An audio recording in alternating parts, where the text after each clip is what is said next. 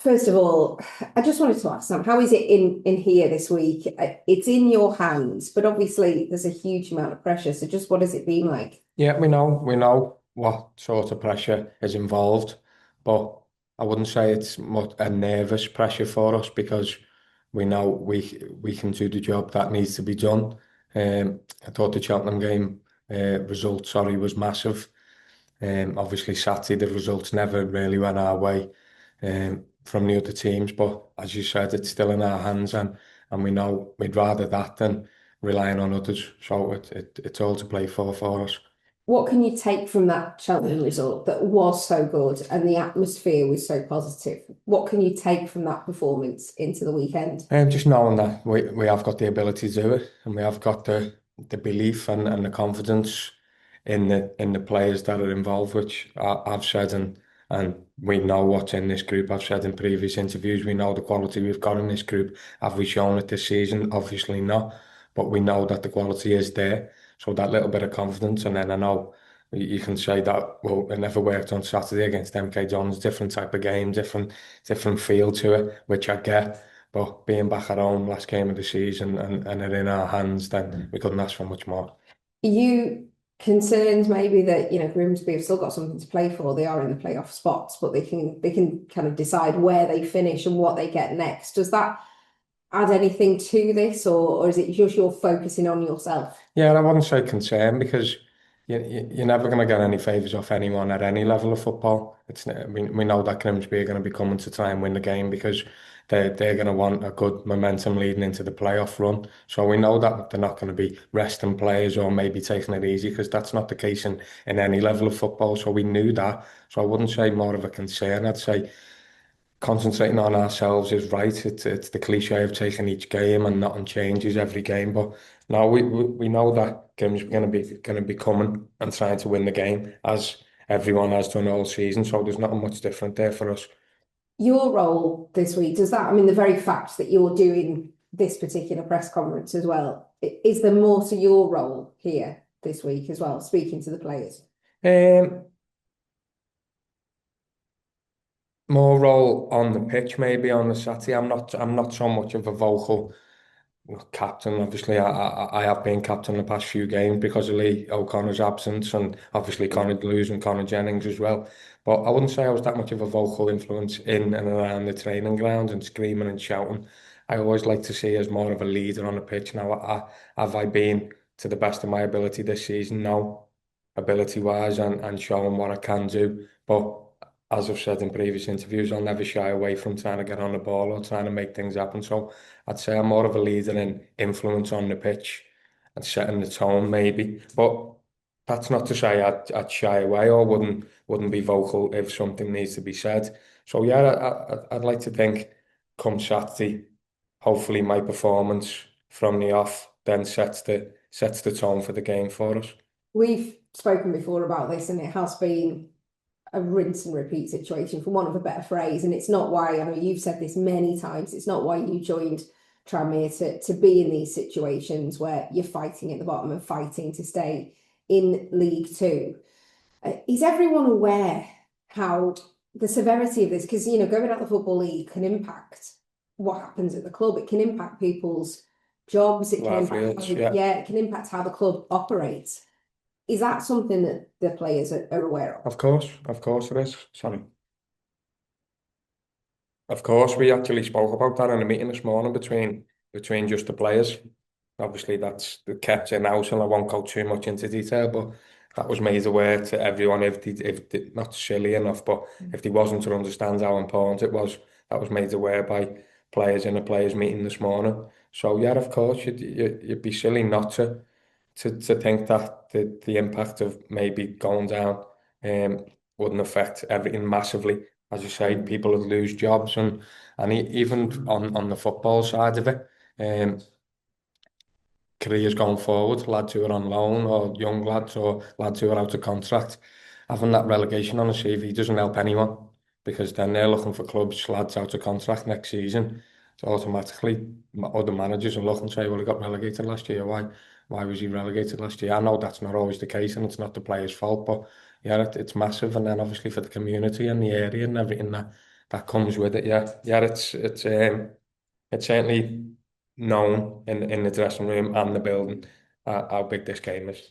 You sort of answered my next question there was, this squad has been quite a big squad, but because there's been a lot of injuries, there's an abnormal amount of loans, there's many out of contract. I think there's only 12 in a squad of around about 35, 36 that will still definitely be in contract.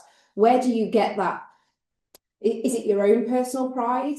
Because, some people might not be, yourself included, might not be at Tranmere next season. Yeah. That might just be, where does that come from that, Myself personally, or as a collective? You can answer that in both ways, I guess. You could say, well, I might not be here. Where do you get that drive to make sure that Tranmere remain in the league? Well, it's the same as you said before. I touched on the rinse and repeat interview with myself as a person. I don't like losing, and I'm not going to say the same things over and over again. But from when I was a child, I hated losing at anything. So that's my own personal pride and playing for my family, and I don't want that on my CV, as I've said before.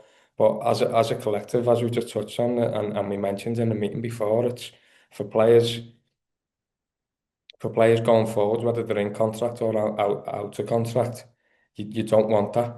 You don't want to be labelled. Now, lads might have had a good season who are out of contract, but then that might get brought up in contract offers moving forward, and lads are aware of that. We've got an experienced group, and even the young lads on loan are aware of that, because I think every loan player we've got in are all good lads, and they're all aware, and they know, because they're going to be going back to their parent clubs, and they're going to be assessing the season, and the parents clubs are going to say what's gone wrong, blah blah blah. But no, everyone's fully aware of it. The positive is in your hands, a win, and you don't really need to be worrying what's going on in all the other games, and also at home. So finally, for me, what is the message to those that are coming to Prenton Park at the weekend? Yeah, I don't really need to give them a message, because I think I've seen that there's the 8,000 already sold. That's with 2 days left to go. So they already know the message. The fans, they've been here a lot longer than me. They've supported the football club throughout families, like, and generations. So I don't need to give them a rallying call, because we're gonna get that from them anyway. I think the past 2 months, they've known the situation that we're in, and they've still turned up and been brilliant. All right, they voiced their opinion when we haven't been good, but that's obviously from where they come from. I come from a similar area, so they're going to voice their opinion if they think the effort's not there. Not so much the technical ability, but if the effort's not there, they're going to voice their opinion, and rightly so, because I'd be the same if I was going to support Liverpool and I didn't, and there wasn't any effort there. So there doesn't really need to be a rallying call from me, because I know they're going to be there in the numbers, and they're going to be supporting us massively. Thank you. Great. Jamie? Hi Sam, you all right? Yeah, good, mate. You? Yeah, good. Thanks. Just talking about the crowd there, we've all seen final day dramas when all the teams are playing at the same time. The old pictures of people on their transistor radios and things like that. These days it's mobile phones. Is that, as a player, do you need to try and block out the noise? I mean, I think it's going to be impossible, isn't it?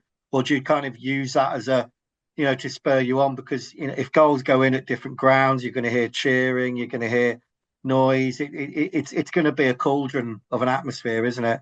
Yeah, definitely. I've never really been in this situation, to be honest. I think once, when we got promoted at Bristol Rovers, and it was a similar thing, because we needed goals and other teams needed goals. So you hear little snippets when you're playing. Obviously, as you said, it's natural to hear what's going on, and then the crowd starts singing louder if the results are going our way. Yeah, I know I've only been in this situation once, as I've just said, but yeah, you'd have to just try and blank that out, and just concentrate on what you're doing on the pitch, because you haven't got enough time to, like, look around and see what's going on, or ask how the results are going on, because you just can't do that in a football match, because the moments happen so quickly that you can't switch off, and you have to stay focused. So yeah, it's not so much not listening to the fans, because obviously you're going to hear them no matter what. So it's just staying focused, and trying to complete the job that's ahead of you.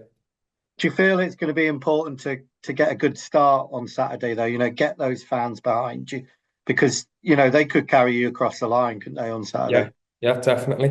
And I think we have done the past 3, 4 games. We've started the game first 10, 15 minutes. I thought we've started the game very well. So I think it's the 10, 15 minutes after that leading to half time that we've sort of dropped off the past few games. So I don't think that's the issue about starting the game fast and starting the game well, because I thought we have even 𝗦𝗧𝗔𝗬, I thought we started the game well. So I don't think that's going to be the issue. So hopefully it's the same again. It's just then carrying that on to the half time and getting back in and resetting and going again.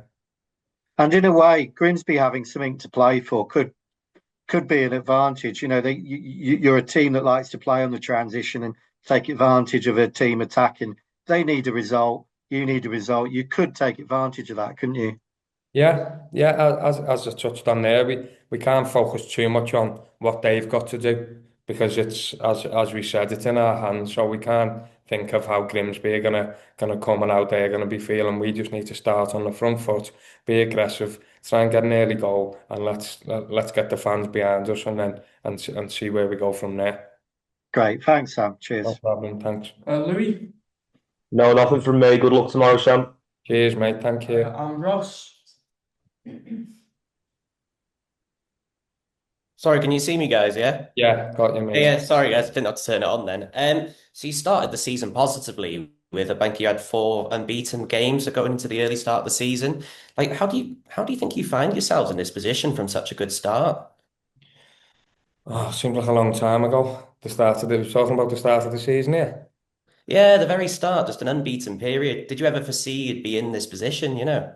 No, I don't think you ever do you? But we are in this position, and I couldn't answer your question on why we're in this position, but we are. So all we can do is try and get ourselves out of this position, and obviously reset, go again, and then it's down to the managers and the coaching staff and the recruitment team, the owner, to go to reset and then say what went wrong from there. It's not obviously down to me, but if you're talking about as a player, what went wrong, I couldn't answer the question, to be honest with you.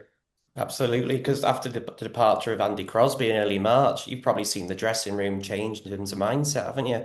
Have you seen the ups and downs of the squad this season with their mindset? Yeah, a little bit. Well, we've had, obviously, as we touched on before, the loans that come in because of the injuries that we've had. We've suffered uh, big losses on the injury department, but then I'm not one to look for excuses, so I'm not going to really touch on that. But then we've got I think it's 9 or 10 loans we've got now, and we're only allowed 5 in the match day squad. So yeah, I've seen players come in and then players not be able to make the squads, but it's just about sticking together, and we keep touching on it in all the interviews, sticking together. And to be fair, we've got a good group. We haven't got any people who are trying to, like, not toss it off is the word, but we haven't got any of them type of people in the building. So lads who aren't involved or aren't in the squad on the weekends still train exactly as if they would be getting selected. So it's not down to any of that. Absolutely, because going into the weekend, I think you beat Grimsby 2-1 away last time, didn't you? And they're rising high up the table, looking to solidify their own place, aren't they? Yeah. Do you expect an end-to-end game with both teams going for this? I'm not sure. I'm not sure what I expect, to be honest with you. As you said, it's Grimsby have got a little bit to play for. I think they'd already secured in the playoffs, so I don't know how they're going to be. Look, they're going to be wanting to win the game, and we're going to be wanting to win the game. Sorry, I had to say that out Uh-huh. slowly. But yeah, I'm not really sure what to expect. But yeah, we beat them early on in the season with a bit of a smash and grab. We were back against the walls for the last 30 minutes of the game, and Deno popped up with a goal late on. So I know a lot's happened since that, and they were a good side when we played them away from home. So they've obviously got that little bit of confidence, and I know they've had some good results of late. So as I touched on, we're at home, so we're going to be going to win the game, and with the fans behind us, hopefully we can. Awesome. Thanks, Sam. Appreciate it. Cheers, mate. Thank you.